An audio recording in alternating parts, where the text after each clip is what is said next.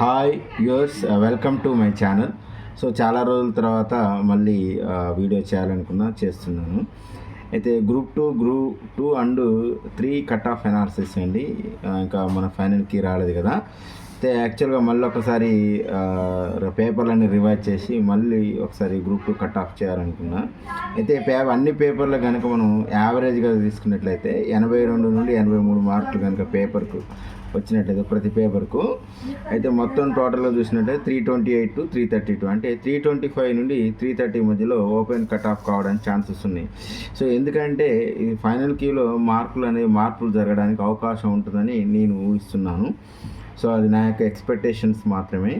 అయితే దాంట్లో ఏంటంటే రాంగ్ బబ్లింగ్స్, తర్వాత మల్టిపుల్ ఆన్సర్ చేంజ్, తర్వాత డిలీటెడ్ క్వశ్చన్స్. ఆన్సర్ చేంజ్ అంటే ప్రైమరీ కీకి ఫైనల్ కీ కొన్ని క్వశ్చన్స్ చేంజ్ కావడానికి ఛాన్సెస్ ఉంటాయి.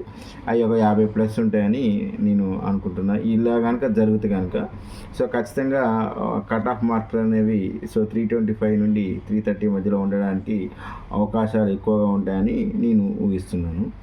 సో ఇక మిగతా రిజర్వేషన్ల కంటే ఇక 2, 3, 5, 3, 4, 5, 6 మార్కులు మనం తగ్గించుకుంటే సరిపోతుంది.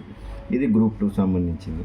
అదే గ్రూప్ 3 కనుక వచ్చినట్లయితే ఇందులో కనుక చూసినట్లయితే యావరేజ్ కూడా ఇందులో కూడా పేపర్లో యావరేజ్గా అన్ని పేపర్లకు కూడా 82 నుండి 83 మార్కులు వేసుకున్నట్లయితే మనకు 246 అవుతుంది.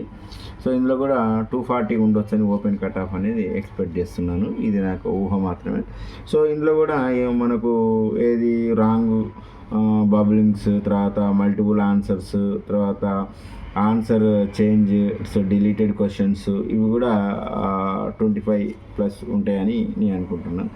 సో రాంగ్ బబ్లింగ్ మీన్స్ ప్రతి పర్సన్ కూడా ఇక్కడ రాంగ్ బబ్లింగ్ అనేది ప్రతి ఒక్కరు కూడా ఎగ్జామ్లో తప్పులు చేస్తారు కదా, వాటిని కూడా ఇలా కలుపుతున్నాను నేను. యాక్చువల్గా ఈ 50+లో ఒకవేళ ఇవి లేకున్నా కూడా 50+ మార్కులు ఎక్కువగా ఉంటాయని గ్రూప్ 2లో చేంజ్ కావడానికి ఛాన్సెస్ ఉండొచ్చు.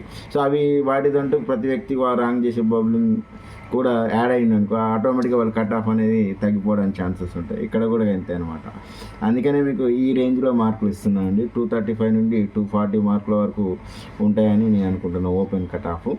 సో మేబీ ఒకవేళ ఈ గ్రూప్ 1 నింపి తర్వాత గ్రూప్ 2 తర్వాత గ్రూప్ 3 కనుక నింపితే సో ఇక 235 ఇంకా 4-5 మార్కులు కూడా తగ్గడానికి, 7 మార్కులు తగ్గడానికి కూడా ఛాన్సెస్ ఉంటాయండి.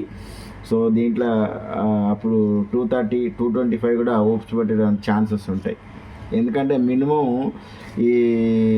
ఏది గ్రూప్ 2కు, గ్రూప్ 3, గ్రూప్ 1కు వెళ్ళిపోయంగా అంటే 783, 500 వేసుకున్న 1200 మంది వెళ్ళిపోతారు.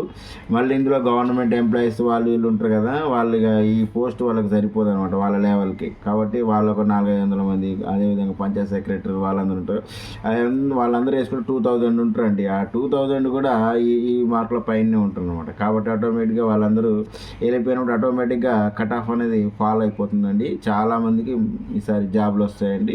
ఎవరికైతే 220 నుండి 230 ఆ మార్కుల మధ్యలో ఉన్న వాళ్ళైతే వాళ్ళు కన్ఫామ్గా జాబ్ వస్తుందని పెట్టుకోవచ్చు. ఎలా గ్రూప్ 1 నింపి గ్రూప్ 2 నింపి తర్వాత గ్రూప్ 3 నింపడం అయితే ఛాన్సెస్ ఉన్నాయి. ఇంకొకటి ఏంటంటే దీనికి గ్రూప్ 3కి ఇంకొక రీజన్ ఏంటంటే ఈ మధ్యలో హాస్టల్ వెల్ఫేర్ కూడా పోస్ట్ కూడా ఫిలప్ చేశారు కదా, తర్వాత జనరల్ జేఎల్ అట్లాంటివి ఉన్నాయి కదా.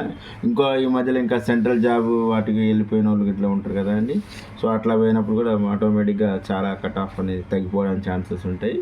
సో నా ఛానల్ను సబ్స్క్రైబ్ చేసుకోండి, లైక్ చేయండి, చాలామంది చేరవేస్తారని నేను ఆశిస్తున్నాను. అంతేకాకుండా నా ఛానల్ను ఆదరిస్తే సో ఆదరిస్తారు అని అనుకుంటున్నా నేను. ఇది నా యొక్క ఎక్స్పెక్టేషన్స్ మాత్రమే. So thank you my viewers.